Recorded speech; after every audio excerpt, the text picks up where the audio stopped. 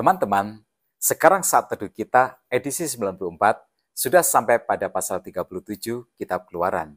Kalau kemarin kita berfokus pada struktur eksternal dari tabernakel, maka sekarang di pasal 37 ini perhatian kita tertuju kepada perabotan tabernakel. Pasal ini memperkenalkan kembali 4 bagian penting dari perabotan tabernakel. Yang pertama adalah tabut perjanjian, yang kedua meja roti sajian, yang ketiga kandil atau kaki tian emas, dan yang keempat misbah pembakaran ukupan. Nah, keempat perabotan ini menggambarkan sesuatu tentang Tuhan. Ayat 1 sampai dengan 9 mencatat pembangunan tabut perjanjian. Tabut perjanjian berbicara tentang pendamaian. Bahannya terbuat dari kayu penaga yang seluruhnya dilapisi dengan emas, baik bagian luar maupun bagian dalam. Panjangnya sekitar 1,1 meter, lebar 0,7 meter, dan tingginya 0,7 meter. 4 cincin emas dipasang di sisinya, dengan 2 kayu pengusung yang juga dilapisi emas.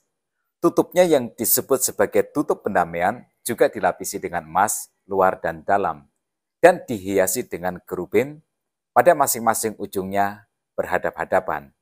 Nah, ini semua menggambarkan tahta Allah. Kerub berfungsi sebagai peringatan supaya orang-orang menjaga jarak. Bezalel sendiri yang membuat perabotan ini. Tabut ini berfungsi sebagai tempat tinggal Tuhan. Awan kemuliaan akan turun di atas tabut ketika tabernakel selesai dibangun. Tabut adalah tempat di mana Allah tinggal bersama-sama dengan umatnya melalui perantara yang ditunjuknya. Nah, jadi apa yang dikatakan tabut tentang Tuhan? Tuhan adalah penguasa atas alam semesta ini. Allah adalah pemberi hukum karena di dalam tabut berisi 10 hukum Tuhan. Lalu ada 2 benda penting lainnya ditempatkan di dalam tabut. Yang pertama adalah tongkat Harun, tongkat yang bertunas saat Tuhan menegaskan pilihannya atas Musa dan Harun sebagai pemimpin Israel. Nah, ini berbicara tentang pemeliharaan Allah atas umatnya. Kemudian sebuah mangkuk berisi mana juga ditempatkan di dalam tabut. Ini berbicara tentang persediaan Tuhan bagi umatnya. Tabut menyatakan kekudusan Tuhan dan juga kemurahan Tuhan. Nah, Allah yang Maha Kudus sudah memulai rekonsiliasi dengan umatnya. Pada hari raya pendamaian, ketika darah penebusan ditempatkan di tutup pendamaian, maka darah itu adalah penebusan yang menghapus dosa Israel dan sekaligus sebagai pendamaian sehingga murka Allah tidak menimpa umatnya. Lalu yang kedua, meja roti tidak beragi atau meja roti sajian. Ayat 10 sampai dengan ayat 16. Tingginya sekitar 0,7 meter, panjang 1 meter dan lebar 0,5 meter. Meja ini dilapisi dengan emas dan memiliki cetakan emas di sampingnya dengan pinggiran yang juga emas. Seperti tabut, meja roti sajian memiliki cincin emas dan kayu pengusung berlapis emas. Nah, pada meja ini diletakkan 12 roti sajian yang melambangkan 12 suku Israel di hadapan Allah. 12 roti sajian ini menjadi hidangan bagi para imam yang bertugas untuk melayani di tabernakel. Nah, apakah yang dikatakan meja roti sajian ini tentang Tuhan? Ini adalah lambang berkat Allah bagi umatnya. Pemeliharaan Allah atas umatnya. Umat Tuhan berada di dalam hadirat Tuhan dan berada di bawah pemeliharaan Tuhan. Lalu yang ketiga adalah kandil atau kaki tian emas. Ayat 17 sampai dengan 24.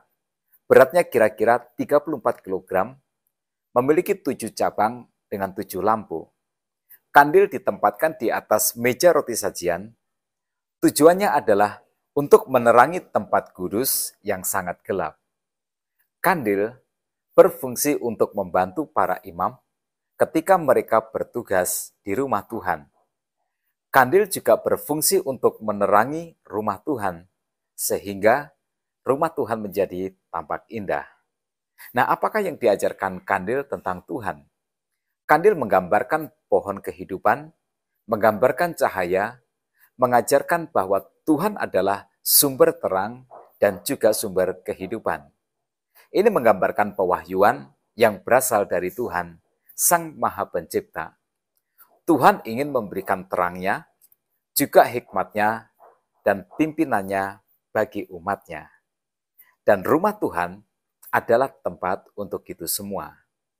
Kemudian yang keempat adalah meja pembakaran ukupan. Ayat 25 sampai dengan 29. Tingginya 1 meter, panjangnya 0,5 meter, dengan lebarnya 0,5 meter. Terbuat dari kayu penaga yang dilapisi emas. Mezbah pembakaran ukupan memiliki tanduk masing-masing pada 4 sudutnya. Mezbah ini dilengkapi dengan 4 cincin emas juga, sehingga dapat diangkut oleh 2 kayu pengusung yang dilapisi emas. Mezbah pembakaran ukupan diletakkan sebelum tirai yang memisahkan ruang suci dengan ruang maha suci. Saat rempah-rempah atau ukupan itu dibakar di atas mezbah persembahan ukupan ini, maka bau wangi-wangian dari ukupan itu akan menyebar ke seluruh ruang kudus. Nah, ini melambangkan kemuliaan Allah sekaligus melindungi para imam dari ruang maha kudus. Ukupan ini dipersembahkan untuk menghormati Tuhan dan juga sebagai sarana doa, sarana permohonan atau syafaat. Mezbah pembakaran ukupan ini mengajarkan bahwa Tuhan ingin mendengar doa-doa umatnya. Tuhan adalah Allah yang maha mendengar dan juga yang menjawab doa kita. Tuhan adalah semua yang kita butuhkan di dalam hidup ini. Nah, teman-teman, apa yang diilustrasikan tabernakel ini bagi kita? Yang pertama, Tuhan ingin kita tinggal di dalam rumahnya, di hadiratnya. Seperti yang diungkapkan Tuhan Yesus, marilah kepadaku semua yang letih lesu dan berbeban berat, aku akan memberikan kelegaan kepadamu. Ilustrasi yang kedua adalah Allah ingin kita berjumpa dengan Kristus di rumahnya. Seperti yang disampaikan Rasul Paulus dalam suratnya kepada Timotius, dan sesungguhnya agunglah rahasia ibadah kita. Dia yang telah menyatakan dirinya dalam rupa manusia, dibenarkan dalam roh, yang menampakkan dirinya kepada malaikat-malaikat, diberitakan di antara bangsa-bangsa yang tidak mengenal Allah, yang dipercayai di dalam dunia, diangkat dalam kemuliaan. Rumah Tuhan harus menjadi tempat di mana pengajaran firman Tuhan disampaikan, doktrin pembenaran, doktrin pengudusan, doktrin pewahyuan, dan doktrin penerangan akan menjadi perabotan yang indah. Ilustrasi yang ketiga adalah Allah ingin kita melayani Kristus di rumahnya. Jika teman-teman bukan keluarga imam, maka pelayanan teman-teman adalah melayani sesama dengan berpusat kepada Kristus di dalam rumahnya. Lalu yang keempat, pada tiap perabotan tabernakel ini dilengkapi dengan cincin-cincin dan juga kayu pengusung. Tuhan ingin perabotan tabernakel ini dapat dipindahkan ketika Tuhan memerintahkan supaya orang-orang Israel berpindah dari satu tempat ke lain tempat. Tabernakel dan perabotannya harus dapat diangkut sesuai dengan pimpinan Tuhan. Dan di mana tabernakel serta perabotannya ini berpindah, maka di situ hadirat Tuhan juga akan berada. Nah, hal yang sama juga berlaku untuk kita. Kita harus siap untuk bergerak bagi Tuhan. Kita harus membangun banyak rumah Tuhan di negeri ini, agar semakin banyak jiwa dapat berjumpa dengan Tuhan, mengalami hadiratnya, lalu kemudian didamaikan dengan Allah, diselamatkan. Nah, tetap semangat dalam kehidupan. Tuhan Yesus memberkati kita semua.